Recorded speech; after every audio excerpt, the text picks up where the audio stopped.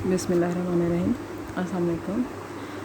ابھی ہم جو گرلس ایجوکیشن کے اس لیکچر میں ڈسکس کرنے جا رہے ہیں وہ ہے تعلیم نسواں کی کمی کی وجوہات۔ تعلیم نسواں کس کو کہتے ہیں؟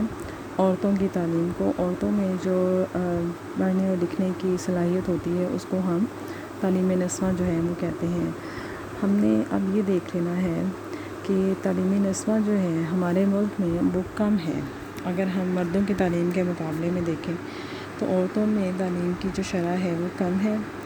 وہ کم ہونے کی جو وجوہات ہیں وہ ہم نے جو ہے نا آج اس ٹاپک میں ڈسکس کر لینی ہے کہ عورتوں میں تعلیم کی جو شرح فیصد ہے وہ کیوں کم ہے، اور ان کو اگر ہم وجوہات کو دیکھ لیں گے تو ہمیں پتہ چل جائے گا کہ یہ ہماری کمزوریاں ہیں، کمیاں ہیں، ان کو اوپر قابو پا کر پھر ہم تعلیم نسواں کو فروغ دے سکتے ہیں۔ سب سے پہلے دیکھ لیتے ہیں جی پاکستان میں عورتوں کی فیصد شرح خواندگی بہت کم ہے۔ اگرچہ حکومت عورتوں کی تعلیم کی طرف خصوصی توجہ دے رہی ہے، لیکن پھر بھی 69 سالوں میں عورتوں کی شرح خواندگی میں کوئی تسلی بخش اضافہ نہیں ہوا۔ تعلیم نسواں میں کمی کی جو وجوہات ہیں وہ اس میں سب سے پہلے ہم دیکھ لیتے ہیں، وہی وجہ آ جاتی ہے آبادی میں اضافہ۔ پاکستان کی آبادی میں جس رفتار سے اضافہ ہو رہا ہے اس رفتار سے تعلیمی وسائل میں اضافہ نہیں ہو رہا، جس کا جو ہے نا نتیجہ یہ نکل رہا ہے کہ تمام افراد کے لیے اور خاص طور پر عورتوں کے لیے، تمام بچیوں کے لیے تعلیم کی سہولتیں فراہم کرنا حکومت کے لیے پاسبل یا ممکن نہیں ہے، کیونکہ وسائل میں جس رفتار سے اضافہ ہو رہا ہے آبادی میں اس کے حساب سے اگر ہم دیکھیں تو تقریباً دگنا اضافہ ہو رہا ہے۔ اگر وسائل جو ہیں وہ 1% بڑھ رہے ہیں تو آبادی جو ہے تقریباً 2% تک بڑھ جاتی ہے سالانہ۔ تو اس وجہ سے پھر ہم تعلیمی میدان میں اور خاص کر تعلیم نسواں کے میدان میں اپنے ہدف کو حاصل نہیں کر پا رہے اور ہم اس میدان میں پیچھے ہیں۔ تعلیمی اداروں کی کمی اور دوری۔ آبادی میں عورتوں کی تعداد کی مناسبت سے تعلیمی ادارے جو ہیں وہ کم ہیں، اور دیہات میں اگر ہم دیکھیں تو دیہی علاقوں میں بہت سارے اسکول اور ادارے جو ہیں وہ آبادی کے لحاظ سے کم ہیں۔ خواتین کے لیے کھلنے والے اسکول کم ہونے کے ساتھ ساتھ ان کے گھروں سے بھی دور ہیں۔ اب بچیوں کے لیے، لڑکیوں کے لیے اکیلے خود سے دور دراز اسکولوں میں اور کالجوں میں جانا ممکن نہیں ہوتا، جس کی وجہ سے اگر کوئی ان کو اسکول لانے اور لے جانے کی ذمہ داری نہیں اٹھاتا تو اس طرح بھی ہماری بچیاں جو ہیں وہ تعلیمی میدان میں جو ہے جتنا ان کو آگے آنا چاہیے وہ اتنا آگے نہیں آ پا رہے۔ تو ضرورت اس بات کی ہے کہ ایک تو اسکولوں کی تعداد کو بڑھایا جائے، دوسرا یہ ہے کہ جو تعلیمی تاکہ جو بچیوں کے لیے، لڑکیوں کے لیے تعلیمی ادارے جو ہیں وہ اتنے دور نہ ہوں کہ گھر والے جو ہیں ان کے لیے مشکل پیش آنا شروع ہو جائے اور وہ ان کو اسکول لانے اور لے جانے کی ذمہ داری ادا نہ کر سکیں۔ خصوصاً ثانوی اور اعلیٰ تعلیم کے ادارے شہروں میں ہونے کی وجہ سے زیادہ تر والدین اپنی بچیوں کو وہاں تعلیم دلوانے کے لیے بھیجنے پر آمادہ نہیں ہوتے، یعنی بچیاں پرائمری تک تو اسکول، میٹرک تک تو اپنی تعلیم حاصل کر لیتی ہیں گاؤں میں یا دیہی علاقوں میں رہتے ہوئے، لیکن چونکہ گاؤں میں جب اسکولوں کی تعداد کم ہے تو کالجوں کی تعداد تو بالکل ہی کم ہوگی۔ کالجز جو ہیں وہ قریبی شہری علاقے میں، شہری آبادیوں میں ہیں، جس کی وجہ سے یہ ہوتا ہے کہ اگر وہ تعلیمی میدان میں آگے آنا چاہتی ہیں بچیاں تو انہیں کالج میں داخلہ لینے کی ضرورت ہوگی، اور جو کالج ہیں وہ چونکہ شہروں میں ہیں تو بہت سے والدین ایسے ہیں جو اپنی بچیوں کو شہر صرف تعلیم حاصل کرنے کے لیے بھیجنے پر آمادہ نہیں ہوتے۔ مخلوط تعلیم۔ گرلس مخلوط تعلیم یہ کہتے ہیں کہ لڑکے اور لڑکیاں جو ہیں وہ اکٹھے ایک ہی ادارے میں تعلیم حاصل کریں۔ اب اعلیٰ تعلیمی جو ادارے ہیں جیسے یونیورسٹی لیول پہ، وہاں پہ لڑکے اور لڑکیاں اکٹھے تعلیم حاصل کرتے ہیں ایک ہی کلاس روم میں، ایک ہی ڈپارٹمنٹ میں، تو اس سے یہ ہوتا ہے کہ زیادہ تر والدین جو ہیں وہ ان کی جو اقدار ہے، روایات ہیں، یہ بات ان کے خلاف چلی جاتی ہے، اس لیے وہ اپنی بچیوں کو اعلیٰ تعلیم دلوانے سے بھی گریز کرتے ہیں۔ تو حکومت کو چاہیے کہ جو اعلیٰ تعلیم ہے اس کے ادارے جو ہیں وہ بھی لڑکیوں کے لیے جو ہے وہ مخصوص ہونے چاہیے، علیحدہ تعلیمی ادارے جو ہیں بچیوں کے لیے ہونے چاہیے۔ غیر موضوع نصاب ماہرین تعلیم اور والدین کے مطابق طلبہ اور طالبات کے یکساں نصاب عورتوں کی تعلیم کے لیے موزوں نہیں ہے۔ ان کے خیال میں عورتوں کے لیے ان کی مستقبل کی ضروریات اور ذمہ داریوں کے مطابق نصاب تعلیم ترتیب دینا چاہیے۔ اسی لیے بعض والدین اپنی بچیوں کو تعلیم کے لیے اسکول میں بھیجنا پسند نہیں کرتے۔ ہمارے معاشرے میں گرلس یہ بھی ایک رجحان ہے کہ بچیوں کو پرائمری تعلیم یا میٹرک تک تعلیم دلوا دی جاتی ہے اور عموماً کالج میں داخلہ نہیں دلوایا جاتا، اور جو رجحان ہے لوگوں کا، والدین کا، وہ یہ ہے کہ ہم نے اپنی بچیوں سے کون سی نوکریاں کروانی ہے، جتنی تعلیم حاصل کرنی ہے وہ کافی ہے۔ عموماً ایف اے یا بی اے تک تعلیم دلوا کے مزید اعلیٰ تعلیم جس میں یونیورسٹی تک جانا ہو وہ نہیں دلوائی جاتی، اور یہی خیال کیا جاتا ہے کہ چونکہ بچی نے آئندہ آنے والی زندگی میں نوکری نہیں کرنی تو اس لیے سے اس طرح کی تعلیم دلوانے کی ضرورت نہیں ہے، اور یہ سوچ بہت غلط ہے۔ ٹھیک ہے، تعلیم ضروری نہیں ہے کہ صرف اس لیے حاصل کی جائے کہ نوکری ہی کرنی ہے یا پیشہ ہی کوئی اختیار کرنا ہے، بلکہ تعلیم جو ہے وہ انسانی شعور کو بیدار کرنے میں اور عقل و شعور، فکری رجحان کو بڑھانے کے لیے بہت ضروری ہے۔ قدامت پسندی پاکستانی معاشرہ رسم و رواج میں جکڑا ہوا ہے۔ خود ساختہ اقدار اور قبائلی روایات افراد کی زندگی، خصوصاً خواتین کی زندگی پر بچپن سے لے کر بڑھاپے تک اثر انداز ہوتی ہے۔ انہی رویوں اور اقدار کے باعث عورتوں کی تعلیم کو وقت اور پیسے کا زیادہ تصور کیا جاتا ہے۔ پڑھے لکھے افراد میں بے روزگاری اور مایوسی کا رجحان ان کے رویے اور سوچ کو غلط تقویت دیتا ہے، اور لوگ تعلیم کی اہمیت سے آگاہ نہ ہونے کے باعث اپنے بچوں اور خاص کر بچیوں کی تعلیم کو ضروری خیال نہیں کرتے۔ نظم و ضبط کا فقدان، پھر ہم دیکھ لیتے ہیں کہ پاکستانی جو تعلیمی مسائل ہیں اس میں نظم و ضبط جو ہے وہ اس کا فقدان جو ہے وہ کیسے ہے اور اس کے اثرات جو ہیں وہ کیا مرتب ہو رہے ہیں۔ پاکستان کے تعلیمی مسائل میں ایک اہم ترین مسئلہ تعلیمی اداروں میں طلبہ کے نظم و ضبط کا ہے، جس کی وجہ سے اور بہت سے تعلیمی اور معاشرتی مسائل پیدا ہو جاتے ہیں۔ اب اس میں دیکھیں تعلیمی ادارے کا ماحول، تعلیم کا معیار، معاشرتی رویے بہت بری طرح متاثر ہوتے ہیں۔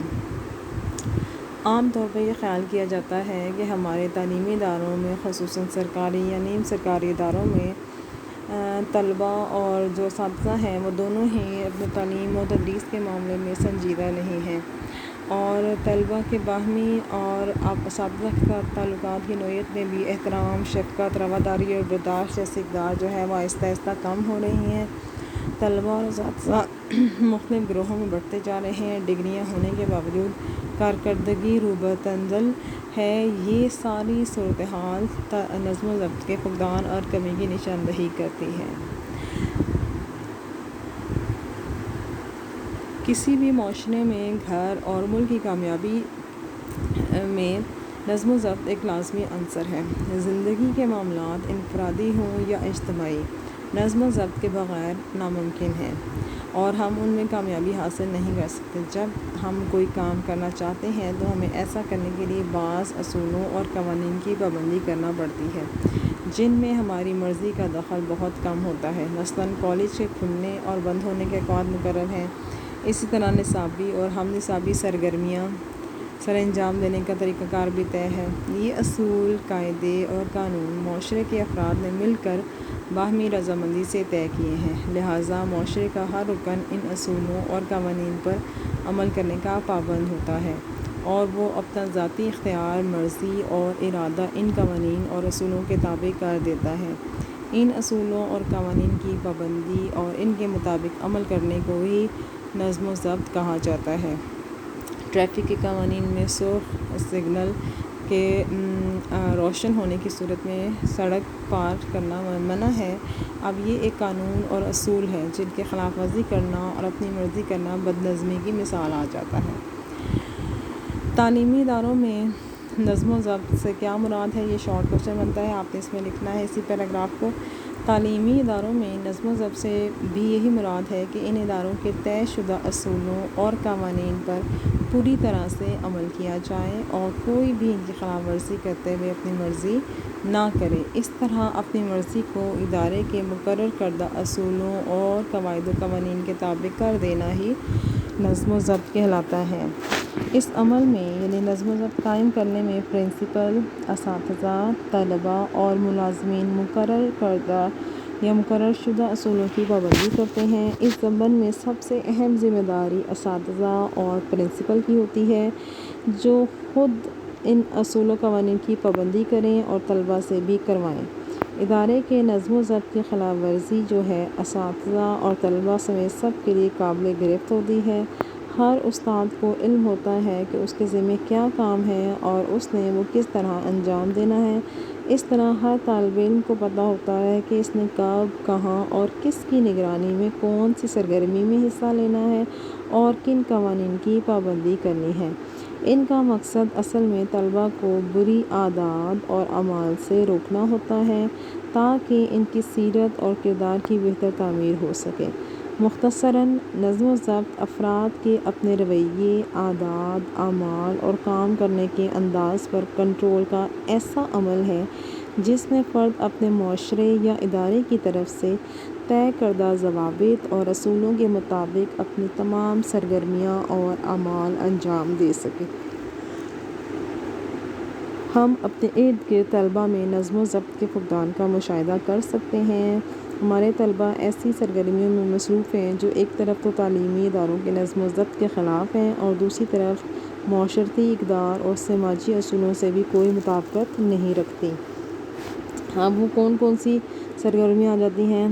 کلاسوں سے بلا وجہ غیر حاضر ہونا، جیسے گرلز ہم آپ لوگوں کو کہتے ہیں کہ یہ تو ہمارے اپنے، اگر ہم کالج کی بات کریں تو ہمارے کالج میں اگر لڑکیاں جو ہیں وہ زبردستی ان کو کلاسز میں بلوایا جاتا ہے، پروکٹرز کو بھیج کے بلوایا جاتا ہے، جیسے آپ لوگ جو ہیں بلا ضرورت کلاس جو ہے وہ اس میں چھٹی کر کام نہیں کیا تو کلاس اٹینڈ نہ کرنا، کلاس گراؤنڈ میں جو ہے یا کینٹین پہ بیٹھ کے اپنا ٹائم ضائع کرنا، تو کلاسوں میں بلا وجہ غیر حاضر ہونے سے بھی نظم و ضبط جو ہے اس پہ برے اثرات پڑتے ہیں۔ کلاسوں کا بائیکاٹ، یعنی کہ کوئی مسئلہ کھڑا ہوا نہیں اور کلاسوں کا بائیکاٹ کر دینا کہ جی سارے مل کے کہہ رہے ہیں جی ہم نے کلاس اٹینڈ ہی نہیں کرنی، اس طرح سے نظم و ضبط بہت بری طرح سے متاثر ہوتا ہے۔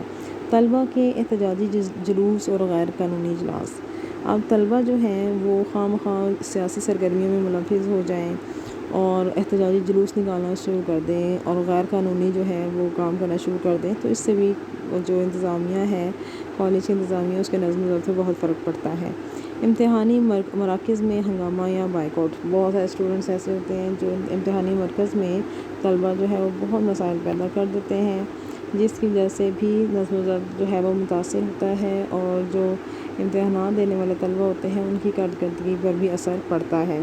طلباء کا سیاسی جماعتوں کی گروہ بندی کا حصہ بننا، یعنی کہ خواہ مخواہ جو ہے وہ سیاست کو ڈسکس کرنے بیٹھ جانا اور پھر اپنی پارٹی کو سپورٹ کرنا اور اسی میں جھگڑے بن جانا، بحث و تکرار ہونا، تو اس کو پھر ہم جو ہے اس کو نہیں کرنا چاہیے اور اس سے بھی جو ہے نا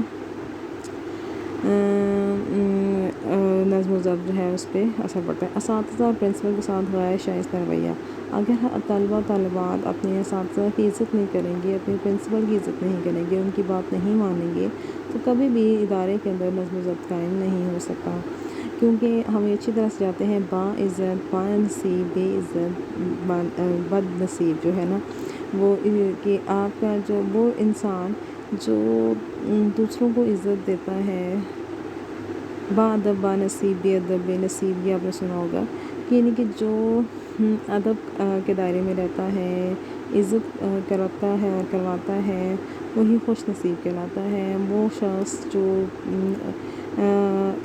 جس میں اخلاق کی کمی ہے، جو ادب کا دائرے سے خارج رہتا ہے، وہ پھر جو ہے وہ کبھی بھی دائمی خوشی حاصل نہیں کر سکتا۔ تو ہم چاہتے ہیں اگر کہ ہمارے جو ادارے ہیں ان میں نظم و ضبط قائم رہے تو یہ بہت ضروری ہے۔ اساتذہ اور پرنسپل جو ہے ان کے جو ہے نا احترام کے درجے کو جو ہے نا وہ قائم رکھا جائے اور ان کے ساتھ احترام میں پیش آیا جائے۔ اگر آپ کے ٹیچر کسی بات پر آپ کو ڈانٹ دیتے ہیں یا آپ کے ساتھ کوئی سخت رویہ اختیار کرتے ہیں تو اس کا یہ ہرگز مطلب نہیں ہے کہ ٹیچر یا اساتذہ کو آپ کے ساتھ کوئی ذاتی دشمنی ہے، بلکہ جو ٹیچر اور اساتذہ ہیں وہ اپنے جو ہیں اسٹوڈنٹس کی بھلائی کے لیے ان کو جو ہے نا وہ سخت رویہ کبھی کبھی اختیار کرنا پڑتا ہے، تو اس پہ برہم ہونے کی قطعاً کوئی ضرورت نہیں ہے. ٹھیک ہے. اچھا گرلز، آپ نے یہ ٹاپک بھی ساتھ ہی پریپیئر کر لینا ہے، اور اسائنمنٹ جو میں نے آپ کو دی تھی لاسٹ چیپٹر کے شارٹ کوشچنس کی، وہ آپ نے اسائنمنٹ بنا کے اچھی پیاری نیٹ سی اور مجھے آپ نے سینڈ کرنی ہے. ٹھیک ہے. دعا میں یاد رکھیے گا اور اپنا بھی خیال رکھیے گا. اللہ حافظ.